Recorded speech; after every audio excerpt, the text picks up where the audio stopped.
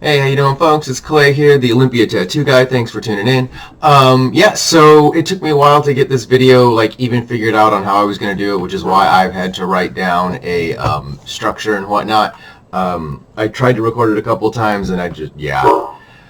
Anyway, so what this video is going to be about is Midjourney tutorial prompts for a tattoo artist. The one's going to be basic prompt structure, aka read the fucking manual.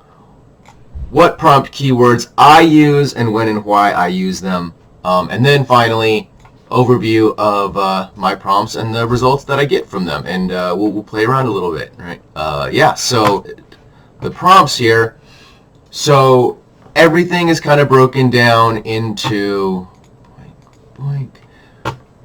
these three basic... I'm going to break it down into these three basic parts here. The command list, image prompts, and parameters at the end, these little guys here. So first off, the command list is when you get into Midjourney, it's going to be this Discord app, right? And I'm not going to go over any of that stuff. There's a million tutorials online about how to get Midjourney, how to use it. I don't know. Let me know if we need to do a tutorial on how to actually create your individual channel and put the bot on it and do that kind of stuff and start there. There's a lot of tutorials about how to do that, but let me know if we need to make one. Yeah, we can do that. Anyway, so you get onto Midjourney here and, /imagine, right? That's a backslash, yeah. Anyway, imagine is going to be your most basic prompt, or rather command. But there's actually a bunch of different commands you can use, as you see as we scroll down through here. It's pretty crazy. A really useful command if you're going to be generating a lot of AI art is the describe command, because you can get it to describe an image in its own terms, and it can be really, really useful. If you're kind of stuck and you're like, I want to create something kind of like this, but I'm not having good luck just verbalizing it on my own, take some reference images and use the /describe command to get Midjourney to tell you what it thinks, and those can be great starting points. But yeah, blending photos is a super fun thing. You can have a lot of fun with it. Again, not something, though, that I could really see being useful for a tattoo artist, so we're going to go past this, but understand that this is the structure of how it works, right? So when we get to here, you're going to see that /imagine is your command, and then it's going to now have you prompt what it is that you want. And this is the prompt structure that the AI or parser expects to have come through the bot.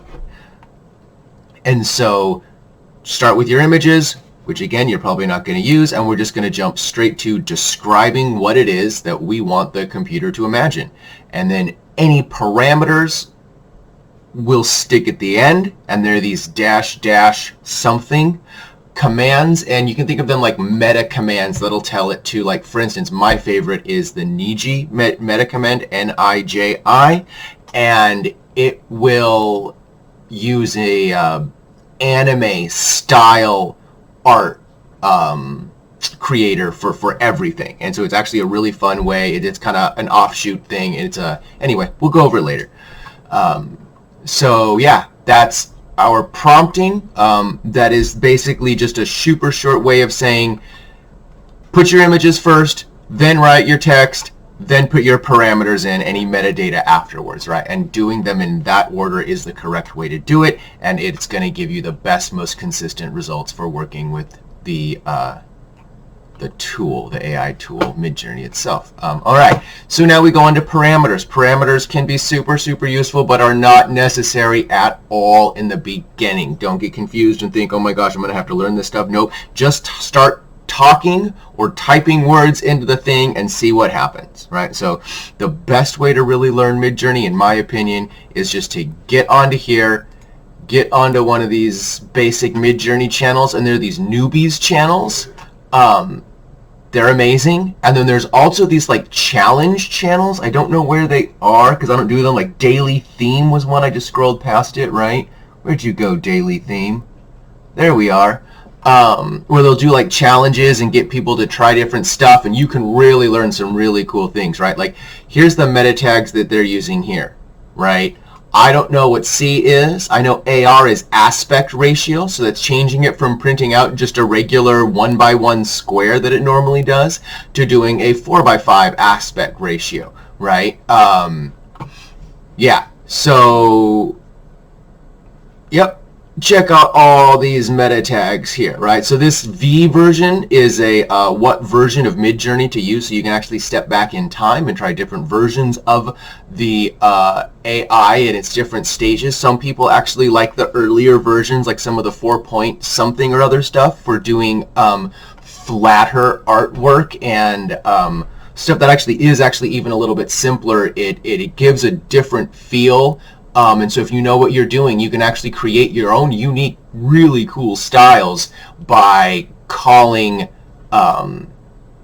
yeah, anyway, by doing, yeah, anyway, it's fun. Midjourney has lots and lots of options. So, as I was saying, this is a great place to start. This is where I started to learn from, and it's awesome. There's people talk and answer questions and do all kinds of stuff. This is a great community to be a part of, and yeah, super cool stuff, man.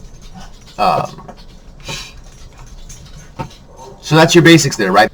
That's the step one here is basic prompting structure, commands, then your prompts, then your parameters at the end, the dash something. But again, the only thing you really have to worry about is your prompts, because the command is just /imagine. That's all you're ever going to need as a tattoo artist, and then figure out how to talk to the darn machine. So let's figure out how to talk to the darn machine. And you know what? Let's go ahead and Google natural language learning model. What is natural language processing? Oh, IBM. NLP combines computational linguistics, rule-based modules of human learning with statistical machine learning and deep learning models. Together, these technologies enable computers to process human language in the form of text or voice data and to understand its full meaning, complete with the speaker's or writer's intent and sentiment. So, Midjourney, not so good at that. ChatGPT, oh, so good at that. Pseudo-write, so good at that. Other stuff, so good at understanding intention. When you do things like create a happy and joyous looking nun in Midjourney, bitch looked crazy as fuck. Midjourney does not know what happiness looks like. It looks like it knows what Psycho showing teeth look like though. It's pretty awesome. So that's a thing. But anyway, you'll get there as you learn how to play with this and try to get it to stuff. Join AI communities. Join like a specific Midjourney communities as well, because you have your each AI generator, art generator has its own specific issues and its own specific quirks and hinks and stuff like that. And so you'll need to learn to talk to each one of them in its own individual way. But yeah, so that's what this is these natural language processors. Midjourney is an image processor that does this, where it just takes a bunch of images, filtered, people call it like an image sieve. I guess maybe this is going to a little bit too deep and nobody cares about this, but it matters if you care about talking to the machine and understanding how it works, because machines are dumb. They don't understand the images they're creating. They only aggregate of all the possibilities in the world where it can draw connection between those keywords you're using in your prompt and its image database. If it can draw a connection there, it's going to bring them in, right? So like one of the issues it has is if it can't draw a connection there, like if you're trying to be really creative and do like for instance, I can't get it to draw a female Sasquatch at all, period, end of story. It won't do it because it's never seen in image references what a female Sasquatch looks like, so it can't pull reference imagery of it, right? And so you'll see that it does a lot of that stuff where if you ask, whoa, if you ask for certain things, you will get its best approximation for what the internet at large, right, ad infinitum, whatever, thinks. So it's pretty weird. It's definitely just an aggregator of what the internet thinks, not artificial intelligence in any way. It is an extremely efficient random image assembler that only does what you tell it to the best of its really interesting ability. Yeah, I hope that helps. So the keywords I use and the stuff I use to get my to make tattoos, that's probably what you guys are curious about, right? Well, I wasn't really sure how to structure it. As you can see, I've gotten a long way to get to here. But I just figured I'd start at the beginning, and you can kind of scroll through me learning it as I learned it. And hopefully this will be useful to folks. Yeah. First off, we better start being nice to the machines, so please create a profile view design of a butterfly with wings made out of flames drawn in a bold tattoo style. No mockup. No mockup is a parameter that stops the machine from creating the human parts, the things that make it look like an Etsy mockup or something like that, the real life portion, keeping it on just hopefully a flat, nondescript, one color background or something to that effect. That's what no mockup is supposed to do. It doesn't always work that way though.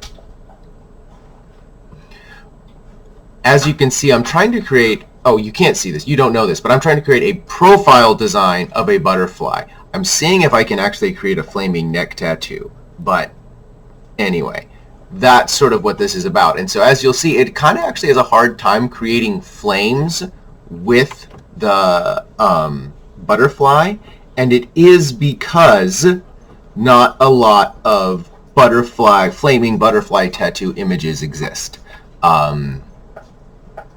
Again, right, this is that mismatch of, well, hey, if it's a butterfly, don't I want to make all this pretty filigree stuff around it? Isn't that what people are actually asking for when they're asking for a butterfly?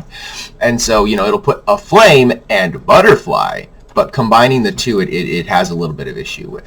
And so as you can see, I try to get more and more specific, and this kind of goes into the idea of super prompting, of testing your machine. Trying something, seeing what results you get, and then taking those exact same results and iterating on, they're not the same result, but the exact same prompt, and iterating on it to change the result you got, getting more and more and more specific each time you go. And so that's kind of what I'm doing here as I'm experimenting, right? A tattoo of a butterfly with wings made out of an American traditional flames in bold, red, orange, yellow, white, and black, right? Trying to really narrow it down. And that's the reason is because I don't want these blues in there, right? I don't want the whites in there, these silvers, right? I'm really trying to say, no. You're now tethered into this idea, and it actually does sort of work. If you look, I forget the no mockup tag, so I end up getting a bunch of people references in there. And so if you're curious how folks are, you know, generating these fake this is how, like this is it right here. You just tell it to make you a cool tattoo, and you know what styles to tell it. Yeah, just be good at language. And so the more articulate you are and the more words you know, the more verbose, and yeah, it loves that crap. So do that. And I'm getting more specific here. A tattoo of a butterfly wings. Oh, and I just, no. Yeah. I just add the no mock-up here, and it doesn't work. Here we go. And this is the one where it does mostly work. And as you can see, we are getting closer to flames with every iteration, right? Which takes us to the idea of super prompting, right? How does it work, and do you need it? What I want to do is scroll on down here to my super prompting example, and we can look at me sort of taken a stab at it for my first time around with Midjourney. I've used it a bunch to quite some really good success actually with ChatGPT and trying to get it to write fantasy fiction for me. It's really cool. There's a guy called the Nerdy Novelist. Totally check him out if you want to write fantasy with ChatGPT or just pseudo write. But he is awesome. The Nerdy Novelist. Go check him out. I'm a little bit jealous, but yeah. Anyway, other than that, super prompting. It does work, especially for ChatGPT and other writing prompt-based, writing-based AI. So here we are, me trying to create one of those super awesome sleeves you see, you know, that are all over posted everywhere, these little Viking sleeves. And so I started with the prompt, stacked Viking tattoo design done in the style of an adult coloring page, making sure to include the images of Odin and his ravens surrounded by runes and smoke. So it doesn't know what runes are, right? It doesn't follow Celtic lines well. It doesn't do a lot of cool stuff, but it does faces really well. And that was before I really told it what to do. As you can see, it doesn't really understand what runes are. It doesn't have any runes in here. If you look at these, it can't follow the Celtic design line work. But, I mean, yeah, and it's drawing seagulls instead of ravens. That's funny. Yeah, so also, this is back when Midjourney, you know, this was in June, and so Midjourney wasn't the same. It's made quite a few updates. But the next thing I do is this is the next version of the prompt, where I attempt to super prompt it and iterate. The next version is a stacked tattoo design drawn in the style of an adult coloring page, making sure to include the images of a wizard, ravens, calling out specifically a valknut and a vegvisir to see if it can see right, vegvisir, whatever, a sword, a shield, and smoke. No mockup, and then aspect ratio 10 by 25. And these are the images I get, these four, right? It does actually look like it's trying to put more of these like circular kind of, I mean, they're not like runes per se, but it's definitely really trying to create this emblematic look. Emblem, whatever. Emblemish-y. And then from this main keyword, creating the adult coloring page to make that style, right? So if we go back here, what I'm doing is I'm starting out with the most important thing, which is the style that I want it to draw in. Then, after style, I am using the imagery I want, and then finally the parameters that it's supposed to actually render those things in. And yeah, we just get more and more specific because now I started to create a collage of separate images that are arranged in an artistic layout that follow the rules of three's design principle. I'm hoping I can speak to the art AI portion that it probably has in it to understand. Yeah, I'm hoping to talk to some kind of art AI portion of the machine to see if it's in there. I don't actually know if it is or not. But as we go through, it does kind of look cooler though, right? These do almost seem like they're more separate-y kinds of images, right? I mean, you got a separate circle, a wing, a separate, that's a real good approximation of like a sword hilty sort of deal, right? This is even getting to be towards a compass shape almost, with the runes around the outside, right? So this is actually a really cool point where I like to kind of stop and say, this is where I would stop if I was designing a tattoo. And I would take something like this eagle shape, and you do a giant crow here, you do a sword blade through here, you turn this crow into the sword hilt itself like it's kind of trying to do. Maybe you do some of these abstract triangles in the background, put the vegvisir at the bottom here, right? Shield in the back here with some Celtic knotwork around. There's a lot you can really do for just sort of taking these basic designs now and turning them into something really interesting, right? With the two crows here, Hunin and Moonin, you can change those into those things. They don't have to be fat little cute anger sparrows, right? They can be something different. And that's right, this is where I personally would say, cool, AI's given me what I need. It's given me enough references that I can jump into something cool, right? This could be a great set of stag horns down here, right? It's just, yeah. But, of course, I don't stop. I keep going, and we get to this one, and then finally this one. But what's interesting is as I get more and more specific, it gets further and further away from this Celtic idea and becomes sort of a basic Pacific Northwest kind of, it's got a real hippie, guys, leave the cats alone. It's got a real hippie vibe, kind of native-y, north, southwest kind of thing. I'm not really sure. But how we get there is basically we end up with this giant ass super prompt, right? And I'll go ahead and I'll stick this in the thing. Why not? Let me stick it in my notes here. Skadoosh. And right, I'll stick these in. Yeah, look at how big that thing is. Good Lord Almighty, right? And yeah, so what is that natural language model, natural language processing, right?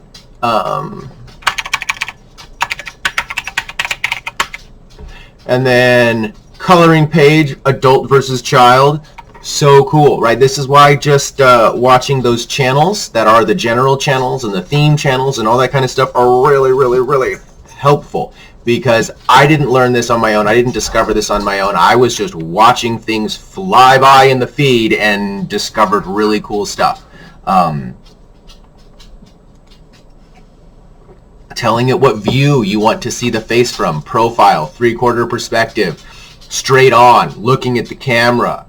Again, because it's natural language processing, it understands many, many different ways. Almost any different way you can think of to barf information at it. If you're being articulate, it doesn't, the language you're using shouldn't,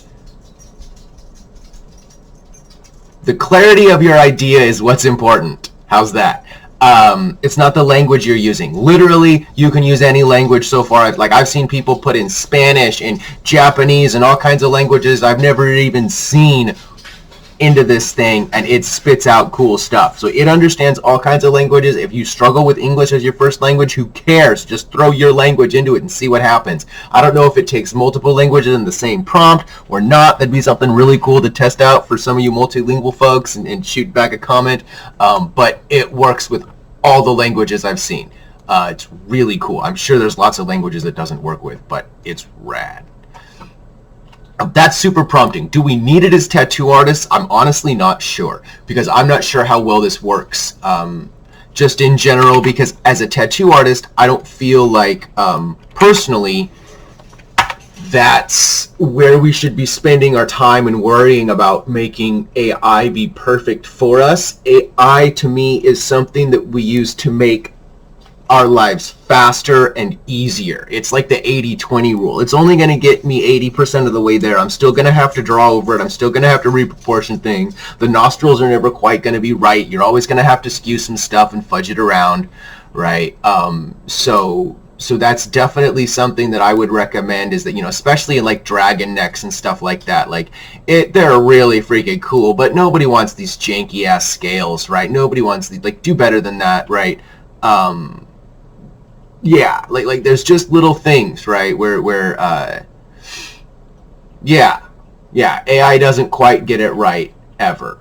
And so because of that, you're always going to want to go over and make sure that he doesn't have two necks, one here and one here, and then the shoulder and a not shoulder mountain coming out of his other not neck, or like the fact that maybe some dragons are just wearing boas of themselves. You know, it's little things, right? Yes, right. Other things that I use, like t-shirt design and that kind of stuff. So, black and white adult coloring page. I love that one. I use black and white adult coloring page all the time. Here's another one. Fun tattoo flash sheets in the style of Sailor Jerry and Bert Grimm. This was a weird one because, as you will discover, AI does great with faces, not so good with other stuff. So that's kind of funny and sort of cool. So you can get it to do pinups. It's sweet at pinup references. Holy crap. Yeah, right? Like, look at that woman's face is actually, like, that's great. Like, people would get these if you just kind of redrew it so that those eyes actually had real whites and stuff like that. Like, this cute little reference of these roses and, like, this, it's good, you guys. It's good. But what's wrong with her boob hands? This is not good. And why does she have a fishy tail for a thing? And how drunk is this flower man? You know, some of them aren't good. But at the same time, how drunk is this flower man? Let's put him in a teapot and make this tattoo real, you know? So yeah, if you can kind of see past the jankiness of it, there's a lot of really interesting, fun inspiration to be had. And I've traced a lot of AI art from things that theoretically are stupid. But, you know, because I mean, this is a fun sparrow wing rose design. It really is. There's something here for somebody to turn this into. I mean, this potted plant is dope. Just because it's got a stupid handle hanging off of here, you get rid of that, and then what? You're, again, 80% of the way there, just like that, right? And there's something to be said for getting yourself 80% of the way there, right? Or for rather a machine getting you 80% of the way there.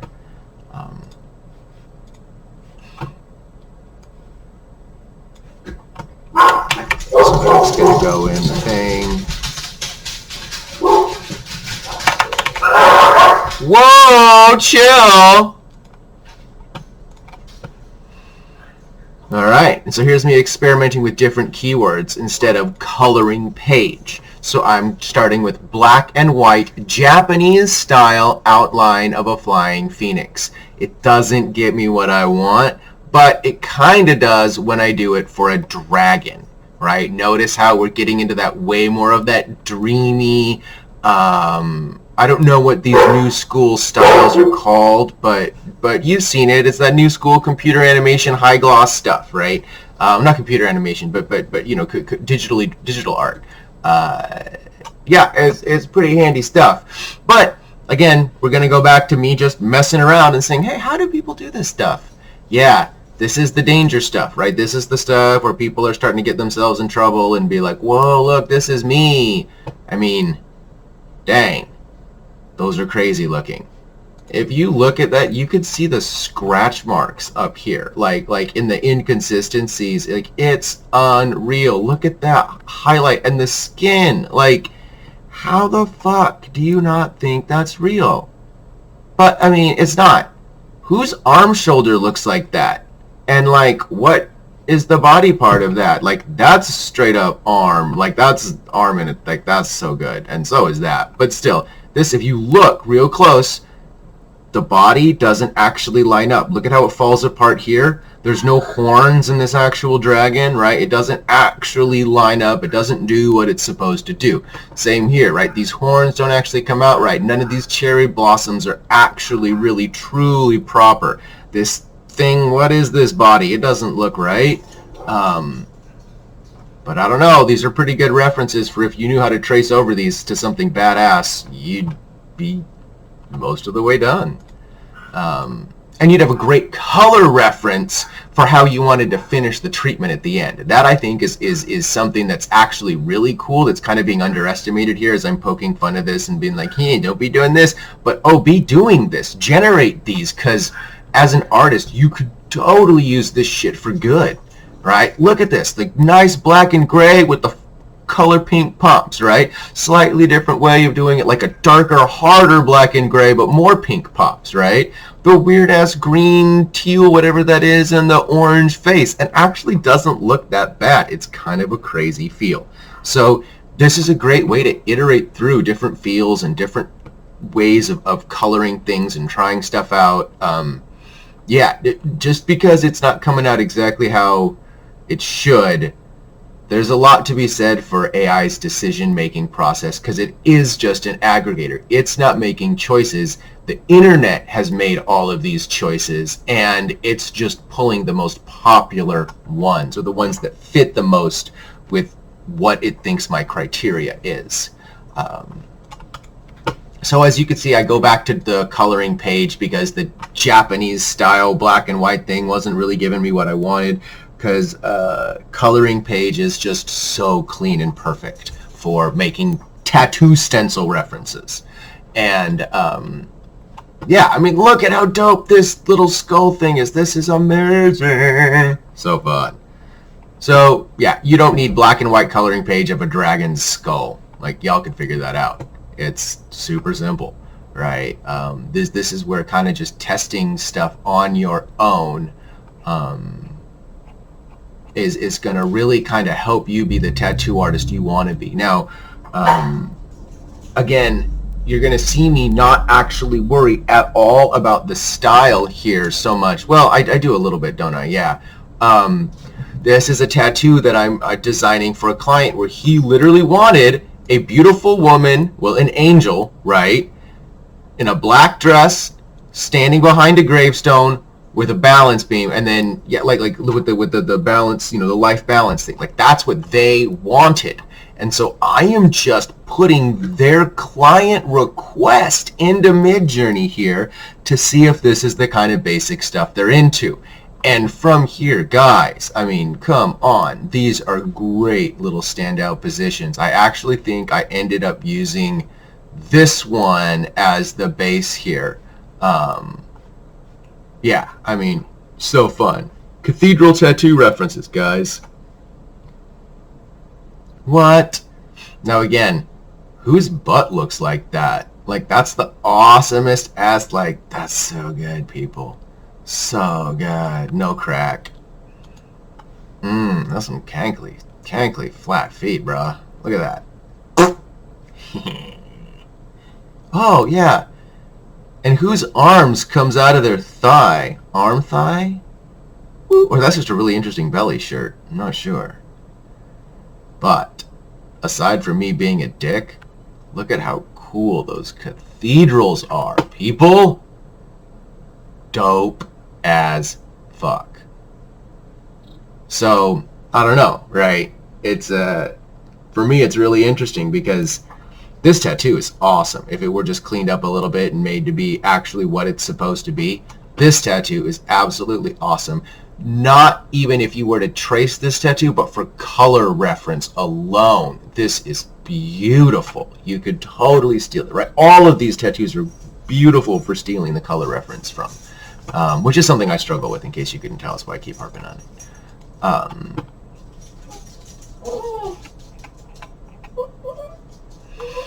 Alright, here we are, folks, down at the animal references here, because I love using Midjourney for doing animal phrase references. It's so cool.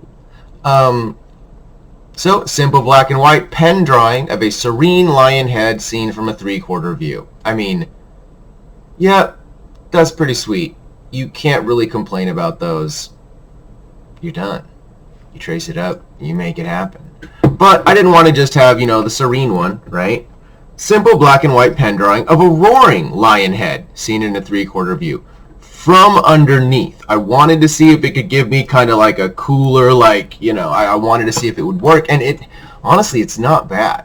Right? It's, that one's really cool, other than it doesn't look like a lion. But that, I mean, these are good. So, yeah, just start talking to the machine. See what happens. See what, you know, see what you like, see what prompts you like, right? Because, you know, they're gonna, black and white pen drawing versus a coloring book page is going to give you different things. It's going to give you different choices to make, right? The pen drawing is going to give me much more shading and that kind of stuff. It's not going to have nearly like the hard line work at all. It doesn't have any line work, right? Because it wasn't told to make a line work drawing. So I'm going to have to stencil this whole thing up myself, and it's going to be a different chore, a different job, right? Where I'll bet if I do this exact same thing here, but we're not going to do a pen drawing.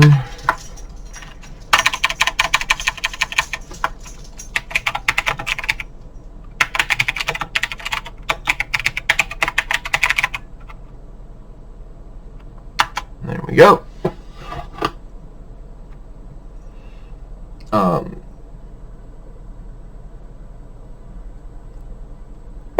Yeah, but I'll go ahead and copy this and bring it over into our thing.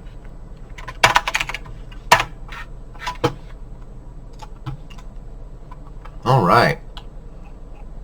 Yeah, me playing around with some Egyptian references and whatnot for doing Anubis and some pyramids. I wanted to see if we could do the pyramids of Giza from a different perspective, but it doesn't really know what the actual layout of the 3 pyramids is. So it actually gets it really close, but I didn't want to use it, so I ended up using some Google Map references and whatnot.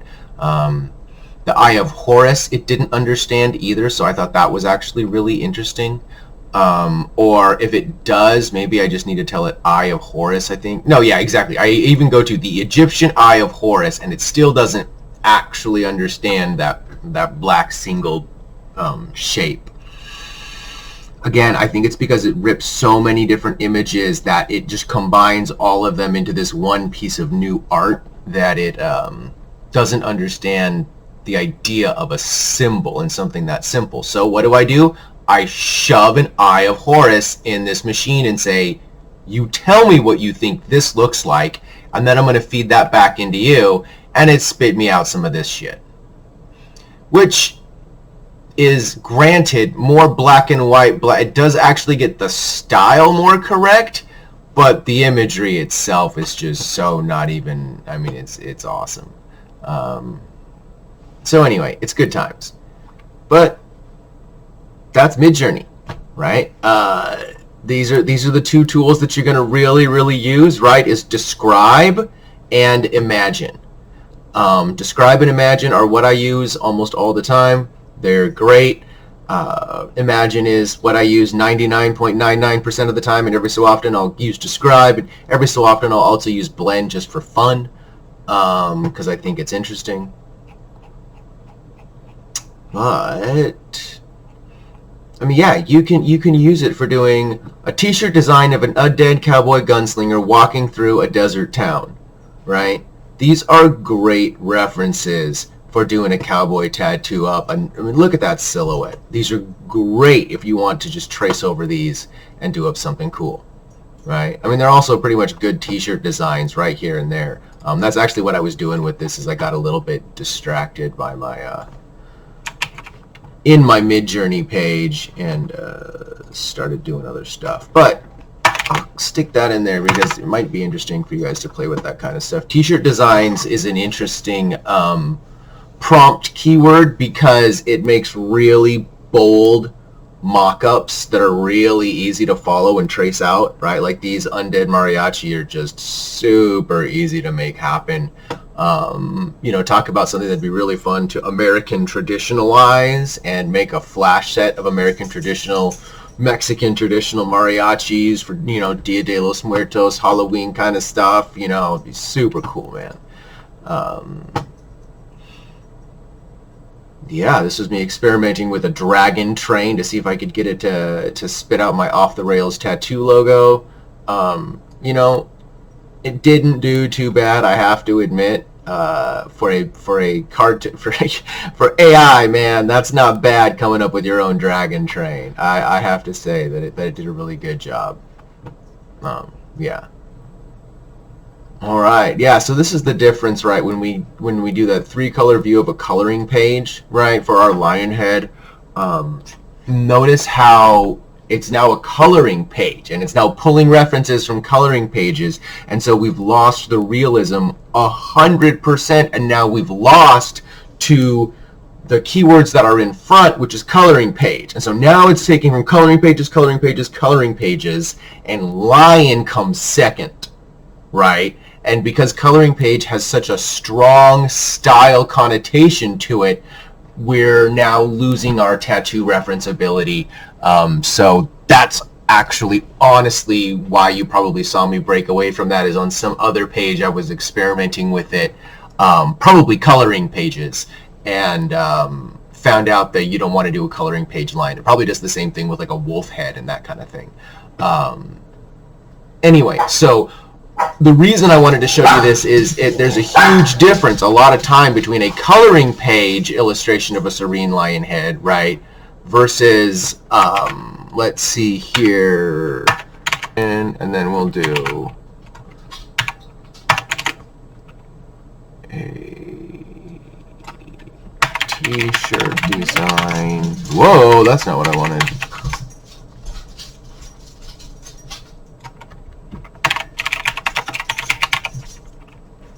Right. See, as you can see now, we've gone back to the more illustrative look, right? It's having a little bit of problems with the 3/4 perspective for some reason, so I'll have to try to like maybe put this in front, right? So if it's not giving you what you want, then what you do is you say, okay, cool, so it's a 3/4 view of a serene lion head, right? You do those kinds of things where you switch it around a little bit and see if you can change the order of operations, because again, the things at the front of the list are the most important and the things at the back of the list are the least important. Right, so this is what you're going to get out of it, the t-shirt design prompt, right? Like this is a really fun, these are some cute t-shirt design breakdowns, some Aslandy kind of good stuff. Yeah, that's basically what I do for creating prompts. Oh right, of course we got to show you the Niji, right, which is really fun. So this is calling the anime engine that turns everything into anime style, basically. Yeah, it's fun. I use it for a lot of stuff. It's